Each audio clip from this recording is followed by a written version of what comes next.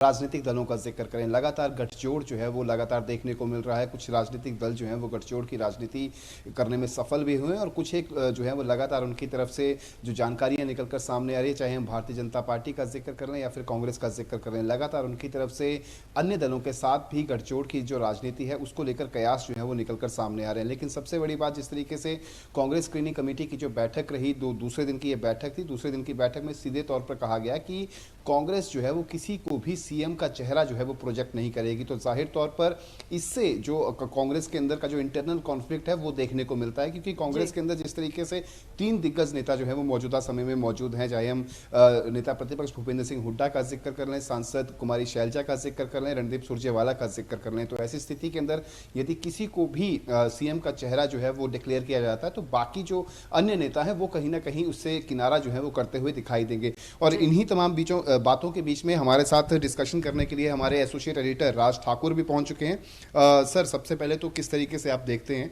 कि कांग्रेस द्वारा जो है वो सीएम का चेहरा जो है वो डिक्लेयर नहीं किया गया, इसके पीछे का क्या कॉन्फ्लिक्ट जो है वो नजर आता है? बिल्कुल, ये सूट करता है इस वक्त अगर आप हरियाणा की पॉलिटिक्स को देखेंगे और समझते हैं और अगर फॉलो कर रहे हैं तो ये साफ तौर पर ये बताता है कि कहीं ना कहीं चुनावों के दौरान किसी भी तरीके का आपसी सिर फुटअव्वल और बढ़े ना, क्योंकि कांग्रेस पार्टी इस वक्त उस दौर में है जहां पर आपसी अंतर्कलह और मतभेद बहुत ज्यादा है।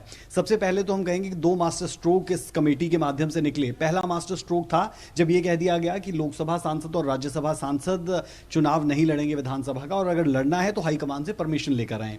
दूसरा मास्टर स्ट्रोक हम इसे ही कहेंगे कि आप सीएम का चेहरा अनाउंस नहीं कर रहे हैं। हालांकि इस पर भी बहुत पॉलिटिक्स होगी, बीजेपी लाजमी तौर पर कहेगी कि हमारे पास तो चेहरा है, आपके पास नहीं है, और इस पर यह जवाब दिया जाएगा कि हमारी पार्टी का विदिन मसला है और हम इसे सुलझा लेंगे। लेकिन ये दोनों पहलू कांग्रेस के पक्ष में जाते हुए नजर आ सकते हैं, क्योंकि जिसका जिक्र आपने भी किया रवि, आपने कहा कि 3 चेहरे हैं, लेकिन और जो मन में मंशा पाले बैठे लोग हैं जो डेप्यूटी सीएम बनना चाहते हैं, उसमें चिरंजीव राव, अजय यादव के जो बेटे हैं, उनकी तरफ से कहा गया था, भूपेंद्र सिंह हुड्डा पहले ही 4 डेप्यूटी सीएम देने की बात कर चुके थे। तो कहीं ना कहीं जो जातिगत समीकरण रहते हैं उन समीकरणों को साधने के लिहाज से भी इसे एक बेहतर कदम पॉलिटिक्स के लिहाज से कहा जा सकता है, या फिर कहें कि पार्टी को एकजुट करने के लिहाज से कहा जा सकता है। लेकिन इसमें भी 2 बातें, जो पहला मास्टर स्ट्रोक है क्या वो अंत तक खड़ा रहेगा, इस पर एक सवाल है, क्वेश्चन मार्क है, क्योंकि कुमारी शैलजा हो या फिर दीपेंद्र हुड्डा हो, ये 2 ऐसे चेहरे हैं जिनका लगातार कहा जा रहा है कि ये पॉलिटिक्स में एक्टिव रहना चाहेंगे। तो क्या इन दोनों में से किसी एक को भी टिकट मिलती है? अगर नहीं मिलती है तो ये भूपेंद्र सिंह हुड्डा की पॉलिटिक्स को सूट करता है या नहीं करता है? क्या दीपेंद्र हुड्डा को वो विधानसभा के चुनावों में लाना चाहते हैं या नहीं लाना चाहते हैं? शैलजा अगर इन विधानसभा चुनावों में नहीं उतरती है तो उनके लिए कंपटीशन खत्म हो जाता है। तो कहीं ना कहीं जो बातें उनके फेवर में जाती है वही उनके लिए बड़े क्वेश्चन मार्क्स भी खड़ा करती है। तो कांग्रेस के लिए ये दौर बहुत ज्यादा सधे हुए कदमों के साथ आगे बढ़ने का है, और उन सधे हुए कदमों के साथ आगे बढ़ पाएगी या नहीं, इसके लिए थोड़ा इंतजार। लेकिन इन सबके बीच जिन तमाम चीज़ों का आपने जिक्र किया, जो चाहे हाईकमान के फैसलों का जिक्र कर लिया, लेकिन हाईकमान की जो एक तरीके से परेशानी का सबब बना हुआ है हरियाणा विधानसभा का चुनाव, क्या वो कुमारी शैलजा को जो है वो नाराज करना चाहेंगे, भूपेंद्र सिंह हुड्डा को नाराज करना चाहेंगे, रणदीप सुरजेवाला को नाराज करना चाहेंगे? जिस तरीके से देखा गया है कि रणदीप सुरजेवाला को राजस्थान से जो है वो सांसद बनाया गया, उसके बाद कुमारी शैलजा को जो है वो एक मर्तबा फिर से मैदान में उतारकर संसद में लेकर आए। तो ऐसी स्थिति के अंदर जो एक ऑनेस्ट सोल्जर्स हैं कांग्रेस के, जो उभर कर आते हैं, रणदीप सुरजेवाला उभर कर आते हैं, साथ ही साथ कुमारी शैलजा भी उभर कर आती हैं, नेता प्रतिपक्ष भूपेंद्र सिंह हुड्डा को लेकर जो है वो कई तरीके के कयास जो है वो अन्य राजनीतिक दल भी लगाते हैं। तो ऐसी स्थिति के अंदर जो आपके ऑनेस्ट सोल्जर्स हैं, ईमानदार सोल्जर्स हैं, जो पार्टी के साथ शुरू से लेकर अंत तक खड़े रहते हैं, उन पर क्या हाईकमान एक एक्स्ट्रा फरमान या फिर यूं कहें कि कोई लिबर्टी जो है वो दे सकती है या नहीं दे सकती? बिल्कुल दे सकती है, और हम देखते रहे हैं कि इस तरीके के उदाहरण बहुत से रहे हैं जब आपने लिबर्टी दी है। आप लोकसभा चुनावों को ही देख लें, जो जिताऊ कैंडिडेट है उसके लिए लिबर्टी दी जाती है, और उसका प्राइम एग्जांपल दीपेंद्र हुड्डा थे कि वो राज्यसभा में थे लेकिन वहां पर वो काफी वक्त बिता चुके थे, तो उसके मद्देनजर उन्हें लोकसभा के लिए भेज दिया गया। लेकिन यहां पर मुश्किल क्या है? मुश्किल यह है कि 2 से 3 महीने पहले तो चुनाव हुए हैं, आप जीत कर गए हैं, और जिस जगह से जीत कर गए हैं क्या वहां की नाराजगी आपको नहीं झेलनी पड़ेगी? तो एक प्राइम फैक्टर रहेगा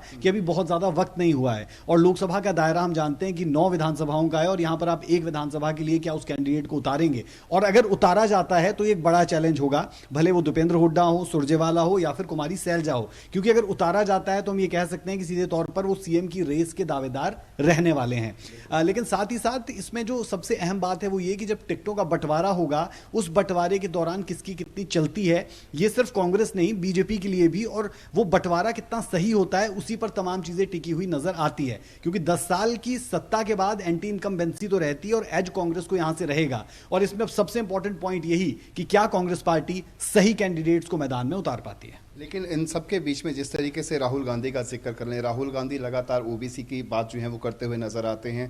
ऐसी सिचुएशन के अंदर यदि कुमारी शैलजा को जो है वो विधानसभा में उतारा जाता है तो जाहिर तौर पर एक दलित नेता का बड़ा चेहरा जो है वो कांग्रेस जो है विधानसभा में उतारेगी, तो उनकी दावेदारी जो है वो कहीं ना कहीं बढ़ चढ़ कर जो है वो सामने आएगी। तो दूसरी तरफ हुड्डा गुट का जिक्र कर ले तो हुड्डा गुट के पास मौजूदा समय का यदि हम जिक्र करें तो मौजूदा समय में तमाम 90 की 90 सीटों पर उनका प्रभाव रहता है, इस बात में कोई दो राय नहीं।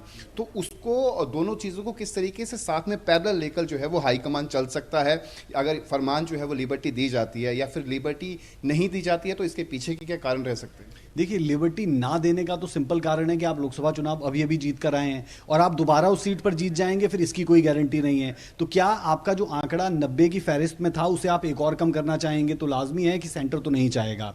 और अगर ये हो जाता है तो फिर कुमारी सैलजा ही क्यों, फिर दीपेंद्र हुड्डा क्यों नहीं, फिर रणदीप सुरजेवाला क्यों नहीं, फिर ये एक और क्वेश्चन मार्क यहां से निकल जाएगा। तो मुझे लगता है कि अभी की पॉलिटिक्स के हिसाब से जो दीपक बावरिया ने बयान दिया है वो भी हाईकमान के साथ बातचीत के बाद ही दिया गया होगा, और ये बयान बहुत हैवी बयान है। अब इसके बाद अगर ऐसा कुछ किया जाता है तो वो बहुत हल्का हो जाएगा। और राजनीति में ऐसे वक्त में जब चुनाव दस्तक दे रहे हैं, महज 40 दिन से कम का वक्त आपके पास बचा है, तो इस तरीके की चीजें उठापटक ना हो, इस पर ज्यादा जोर होगा। और अगले 3 से 4 दिन में हम जानते हैं कि टिकटों का ऐलान होने वाला है, तमाम दलों की तरफ से इसकी शुरुआत कर दी जाएगी।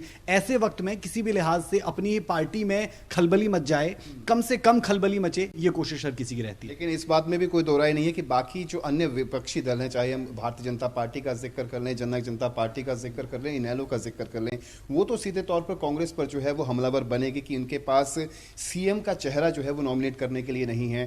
तो दूसरी तरफ भारतीय जनता पार्टी ने नॉमिनेट कर रखा है, जेजेपी का नॉमिनेटेड है ऑलरेडी, इनेलो का नॉमिनेटेड है ऑलरेडी। तो ऐसी सिचुएशन के अंदर उनके इस दाव को किस तरीके से देखते हैं, इसके कितने फायदे जो हैं वो इनको विधानसभा चुनावों में देखने को मिलेंगे?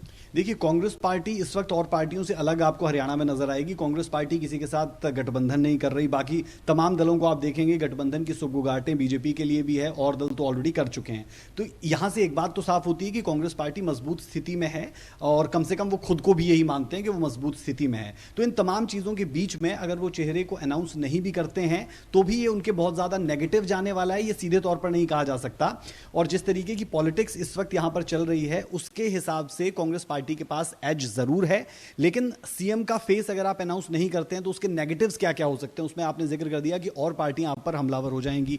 और साथ ही साथ जो लोग हैं उनमें भी एक कंफ्यूजन और भ्रम की स्थिति रहती है कि जीतने के बाद कौन ऐसा कैंडिडेट होगा जो यहां से सीएम बनेगा या बन सकता है। तो ये कुछ पहलू है जो साथ साथ चलेंगे, इफ एंड बट रहेंगे। लेकिन जब तक तस्वीर साफ नहीं होती, पिक्चर क्लियर नहीं होती और कैंडिडेट्स की अनाउंसमेंट नहीं होती, तब तक कोई भी चीज कहना आप कह सकते हैं कि आप जल्दी उसमें कर देंगे। तो जल्दी नहीं करते, थोड़ा इंतजार करते हैं। और ये इफ और बट तो साथ साथ चलते हैं। और बहुत जगहों पर हम देखते हैं कि बीजेपी भी अपने सीएम फेस का ऐलान नहीं करती। तो ये विद इन पार्टी का एक मसला रह सकता है जिस पर वो लगातार खुलकर कहते भी है कि ये हमारी पार्टी का अपना मसला। और उदय भान ने तो यहां तक कहा था कि हम और पार्टियों के दबाव में आकर अपना सीएम फेस नहीं बताने वाले हैं। तो वो इस पर रहने वाले हैं, आगे भी ये साफ तौर पर कह सकते हैं। देखिए साक्षी, जिस तरीके से हमारी बातचीत जो है वो एसोसिएट एडिटर राज ठाकुर से हुई, तो उनका सीधे तौर पर कहना है कि ये पार्टी का विद इन एक मसला है और इसी को लेकर जो है वो विधानसभा चुनावों में जाएंगे। लेकिन एक बात तय है कि हाईकमान जो है वो प्रॉपर एक तरीके से जो है वो सेफ साइड लेकर विधानसभा चुनावों में जो है वो मैदान में उतरने जा रहा है।